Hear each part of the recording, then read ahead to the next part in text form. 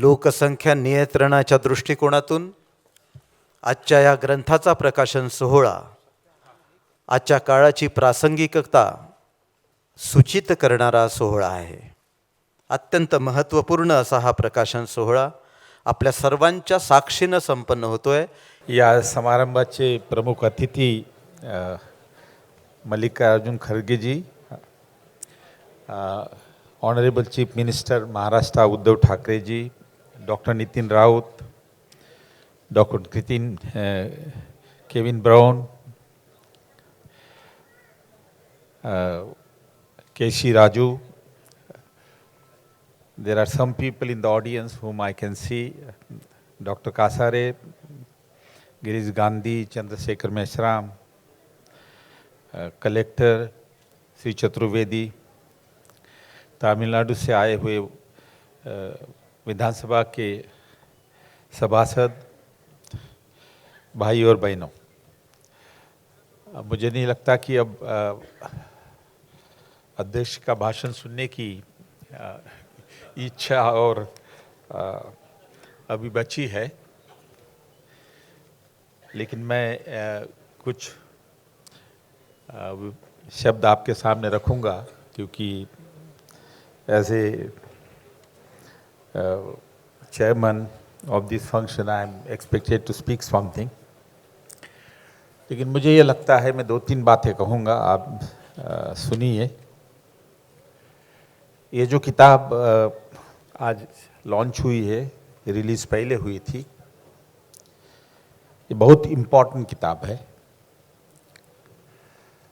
वो इसलिए मैं कह रहा हूँ कि डॉक्टर बाबा साहेब अम्बेडकर के जो विचार है किसी भी मुद्दे को लेके, उनके विचार डेमोक्रेसी के बारे में, उनके विचार नेशनलिज्म के बारे में, पॉलिटिकल रिप्रेजेंटेशन के बारे में, स्टेट रीऑर्गेनाइजेशन के बारे में, लेबर या महिलाओं के सवाल के ऊपर जो जो उन्होंने लिखा वो बिल्कुल लॉन्ग टर्म पर्सपेक्टिव के साथ था. जो उन्होंने कहा वो सही निकला. जो भय उन्होंने व्यक्त किया था डेमोक्रेसी के बारे में वो हमारे सामने है. जो भय उन्होंने नेशनलिज्म के और नेशन के बारे में कहा था वो हमारे सामने है.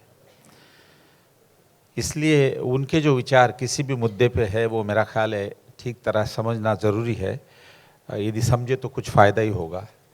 तो ये जो किताब है मेरा ख्याल है पॉपुलेशन पे जो डॉक्टर नितिन राउत ने निकाली है अभ्यास करके, इसको ज़रा मराठी में आने के बाद और जो अंग्रेजी पढ़ना जानते हैं ज़रा गौर से पढ़े और समझ के पढ़े तो आपको समझ में आएगा कि इसमें बाबा साहेब के जो विचार है वो बहुत फंडामेंटल विचार थे, लॉन्ग टर्म पर्सपेक्टिव के साथ थे.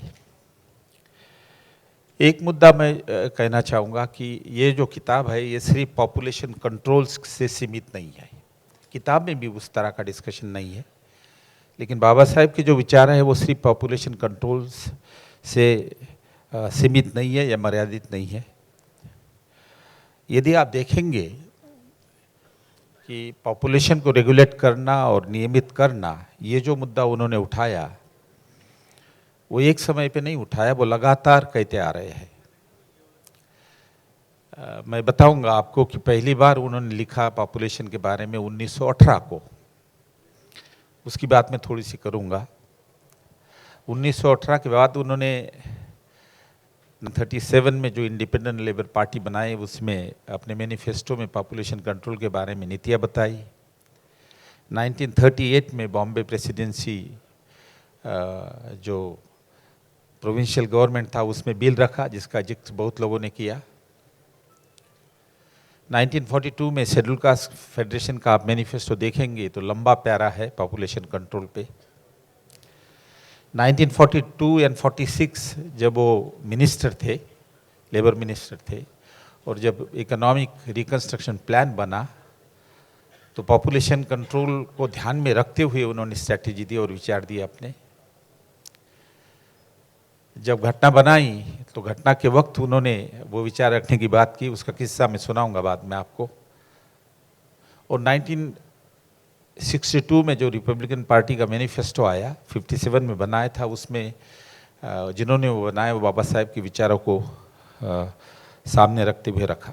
तो आप देखेंगे कि राइट फ्रॉम 1918 अप टू 1957 और 62, Dr. Ambedkar is consistently emphasizing on the population control. तो वो पॉपुलेशन कंट्रोल सिर्फ पॉपुलेशन को मर्यादित करने के लिए नहीं कह रहे थे। आप देखेंगे इसी किताब में है, काफ़ी जगह है और बड़ी मेहनत से किया हुआ है कि पॉपुलेशन का रिलेशन इकोनॉमिक डेवलपमेंट के साथ है, पॉपुलेशन का रिलेशन इनकम के साथ है, पॉपुलेशन का रिलेशन पॉवर्टी के साथ है, पॉपुलेशन का रिलेशन माल न्यूट्रिशन के साथ है, हंगर के साथ है और गरीबी के साथ है। ये लिंकेजेस जो है, ये मेरा ख्याल है ये समझना बहुत ज़रूरी है। It's not only issue of population control, it is a issue of population control, but population control जो है आपके आर्थिक विकास को कम करता है, उत्पन्न को कम करता है, गरीबी बढ़ाता है, माल न्यूट्रिशन बढ़ता है, स्पेशली चिल्ड्रेन एंड वुमन। इसलिए ओवरऑल वेलबींग के लिए, तरक्की करने के लिए पॉपुलेशन कंट्रोल एक महत्वपूर्ण है पॉलिसी है जो उन्होंने देने की कोशिश की। ये एक पहला मैं मुद्दा आपके सामने रखना चाहूँगा। लेकिन इसके रूट्स कहाँ है वो जरूर समझ लीजिएगा। बिल उन्होंने रखा, बाद में भी बहुत सारी बातें की पॉपुलेशन कंट्रोल के बारे में, लेकिन उसका थियरिटिकल फाउंडेशन जो है, वैचारिक आधार जो है, वो उन्होंने 1918 के अपने पेपर में लिखा। डॉक्टर बाबा साहेब अम्बेडकर ने 1918 में small holding in India, Indian economic journal of Indian economic association के जर्नल में रखा। 1917 में इंडियन इकोनॉमिक एसोसिएशन सेटअप हुई, जिसके अध्यक्ष सिडनम कॉलेज के प्रिंसिपल थे वेरा आइंस्टीन। वही इंडियन इकोनॉमिक जर्नल के एडिटर भी थे। उसका पहला इशू निकाला, लेकिन दूसरे और तीसरे इशू में बाबा साहेब का पहला आर्टिकल है। जब मैं प्रेसिडेंट था इंडियन इकोनॉमिक एसोसिएशन का 2 टर्म तक, तो ये मैंने डिस्कवर किया कि उनका सिडनम कॉलेज में आना और आर्टिकल पब्लिश करना कुछ लिंक है। लेकिन इम्पॉर्टेंट बात है जो समझ लीजिएगा प्लीज़, कि 1918 के पेपर में उन्होंने थियरी ऑफ डेवलपमेंट दी, इकोनॉमिक डेवलपमेंट दी। और एक थियरी ऑफ इकोनॉमिक डेवलपमेंट देते हुए उन्होंने अंडर डेवलपमेंट जो है हमारी, जिसके वजह से इनकम कम है और पॉवर्टी ज़्यादा है और माल न्यूट्रिशन है, उसकी कॉजेलिटी, उसके रीज़न दिए और उसका रूट्स उन्होंने पॉपुलेशन में बताया। 2 मुद्दे समझ लीजिए प्लीज़ इसमें, कि 1918 के पेपर में जो उन्होंने कहा कि एग्रीकल्चर में पॉवर्टी होने की वजह यह है कि एग्रीकल्चर का प्रोडक्शन जो है 2 घटक पे डिपेंड करता है, 2 फैक्टर पे डिपेंड करता है। एक तो investment in capital input, seed है, फर्टिलाइजर है, मैन्योर है, यूज़ ऑफ बुलक है, यूज़ ऑफ मशीन है, और दूसरा इनपुट है लेबर। तो ये जो इनपुट है एक प्रोपोर्शन में इस्तेमाल करेंगे तो आपको प्रॉफिट मिलेगा। लेकिन उनका यह कहना था कि इंडियन एग्रीकल्चर में उस वक्त इतना आइडल लेबर और सरप्लस लेबर था कि लेबर का इस्तेमाल ज़्यादा और कैपिटल का इस्तेमाल बहुत कम। इसके वजह से प्रोडक्टिविटी एग्रीकल्चर में बहुत कम थी। प्रोडक्टिविटी का मतलब आउटपुट पर हेक्टर बहुत कम था। आज 15 क्विंटल आपको यदि गेहूँ मिलता है तो उस वक्त हो सकता है 2 किलो मिलता होगा। तो प्रोडक्टिविटी बहुत कम थी। यदि प्रोडक्टिविटी कम है तो इनकम कम है, और इनकम कम है तो पर पर्सन इनकम भी कम है।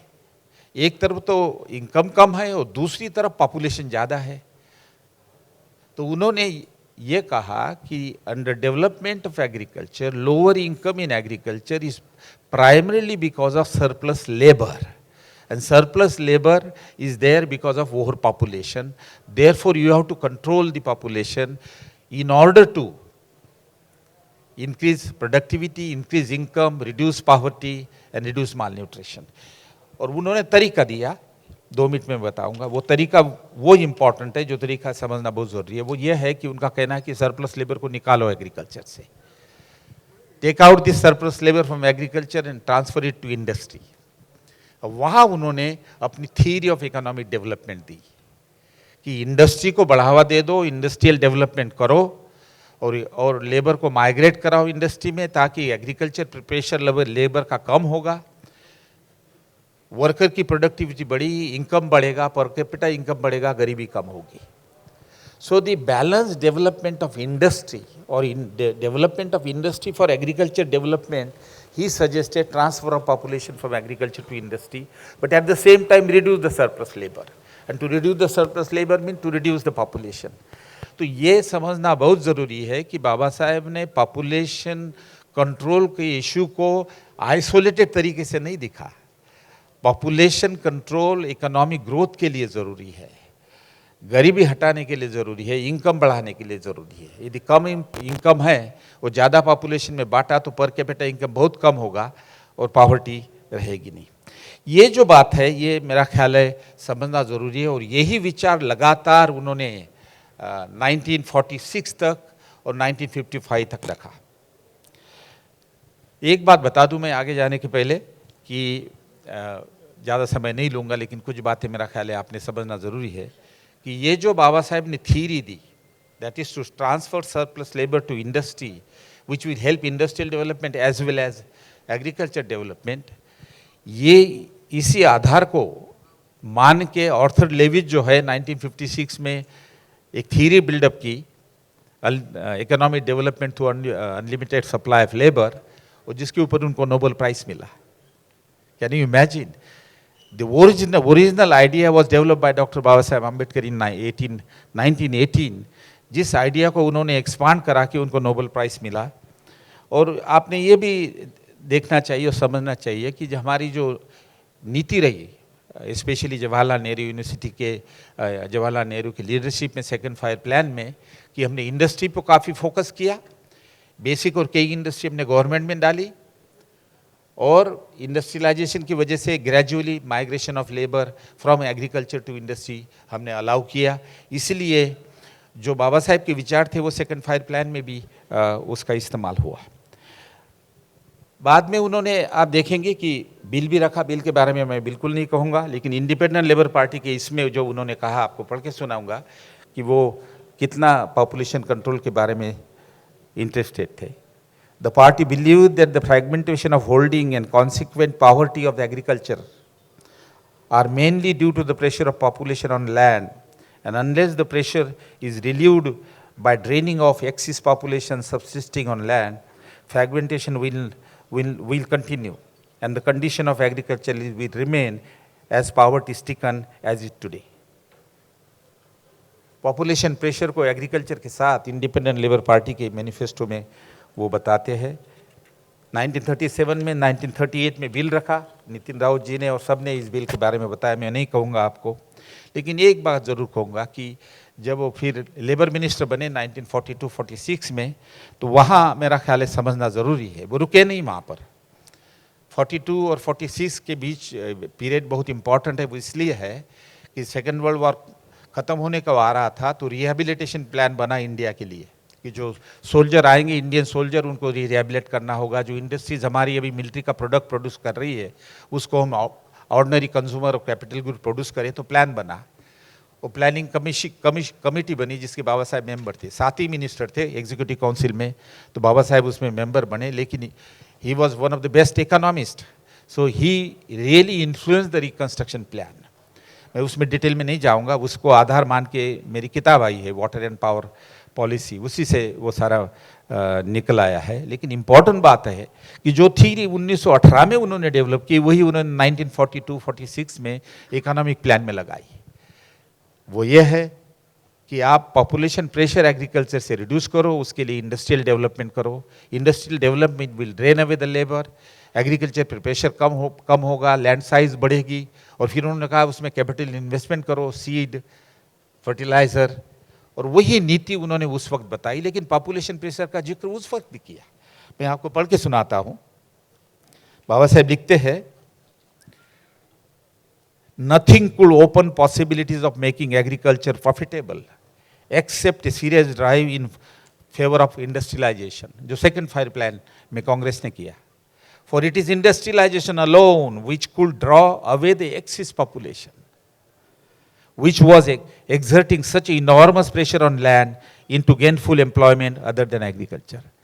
रुके नहीं, वही विचार उन्होंने फिर एम्फोसाइज 42 में किया. मैं उसको रिपीट नहीं करना चाहता हूँ, लेकिन ये उन्होंने सामने रखा. और एग्रीकल्चर के लिए ये भी कहा कि इरिगेशन डेवलपमेंट होना चाहिए, पावर डेवलपमेंट होना चाहिए. पावर मिनिस्टर हमारे यहाँ बैठे हैं. वो मेरी किताब है जिसमें मैंने कहा कि Baba Saheb Ambedkar is a founder of irrigation water policy in India as a matter of fact. सारी पॉलिसी जो बनी है वो 42 में बनी. वहाँ की जो मिनिस्ट्री ऑफ वाटर है वो बाबा साहेब की वजह से हुई. सेंट्रल वाटर कमीशन आज का जो है वो सेंट्रल वाटर इरिगेशन नेविगेशन कमी था. सेंट्रल पावर बोर्ड जो था आज की सेंट्रल इलेक्ट्रिसिटी अथॉरिटी है. इलेक्ट्रिसिटी प्राइवेट सेक्टर में थी. डॉक्टर नितिन राउत ये उन्होंने सरकार में लाई. अब ये सरकार जो है हमारी अब दोबारा प्राइवेट सेक्टर में ले जा रही है 70-80 सालों के बाद.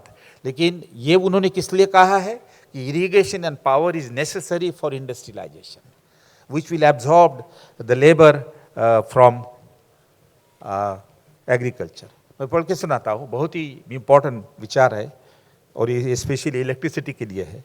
बाबा Saheb raise a question, why do we want cheap and abundant electricity, cheap supply in India? The answer is that without cheap and abundant electricity, no effort for industrialization of India can be succeed. Ask another question, why is industrialization necessary?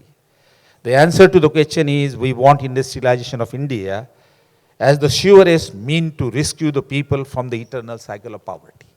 लगातार वो उस population pressure की बात कर रहे हैं.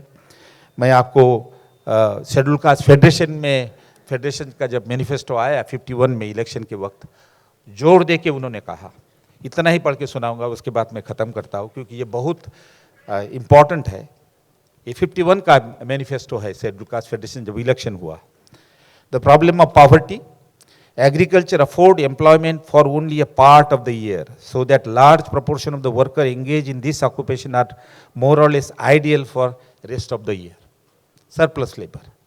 Problem of poverty is thus a double-edged problem. From one point of view, it is a problem of more production, both in agriculture and industry. From another point of view, it is a problem of controlling the excessive growth of population. Both aids are equally important. Scheduled Caste Federation proposed to fight the battle against the poverty and the population pressure. लगातार 52 तक population का issue उन्होंने कोई symbolic तरीके से नहीं लिया. मैं यहाँ आखिरी में यही खत्म करना चाहूँगा कि कॉन्स्टिट्यूशन में भी लाना चाह रहे थे. खड़गे साहब ने, मल्लिकार्जुन खड़गे ने बहुत अच्छी तरह कहा.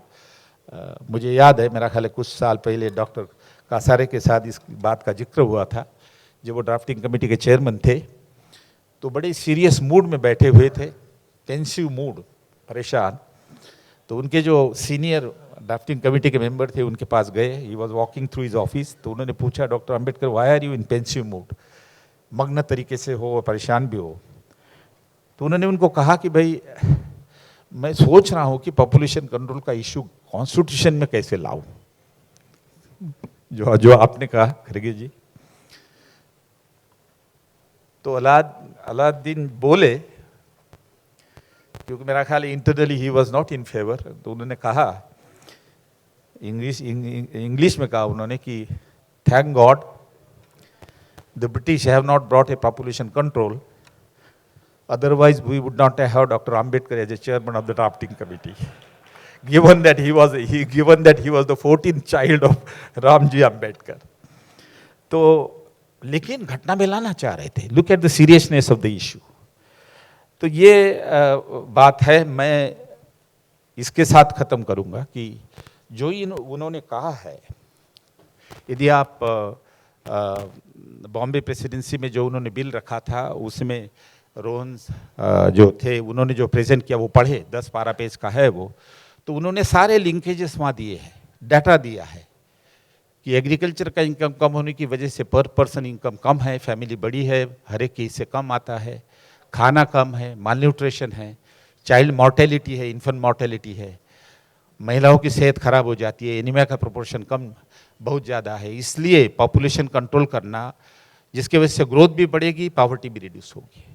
आज हम साफ देखते हैं कि जो उन्होंने कहा है वो आज हमारे आंखों के सामने है। आज देखेंगे आप कि पॉपुलेशन प्रेशर कायम है। 2017-18 में फार्म साइज क्या है हमारी, पॉपुलेशन प्रेशर बढ़ रहा है, जमीन उतनी है 1.4 एकड़ average farm size, as against I think 100 of एकड़ इन यूएसए। शेड्यूल कास्ट की एवरेज साइज क्या है 1.2 एकड़, ओबीसी की कितने 1.5 एकड़, अदर्स की 2 एकड़। यह हालत है because we have not been able to reduce the population pressure from agriculture.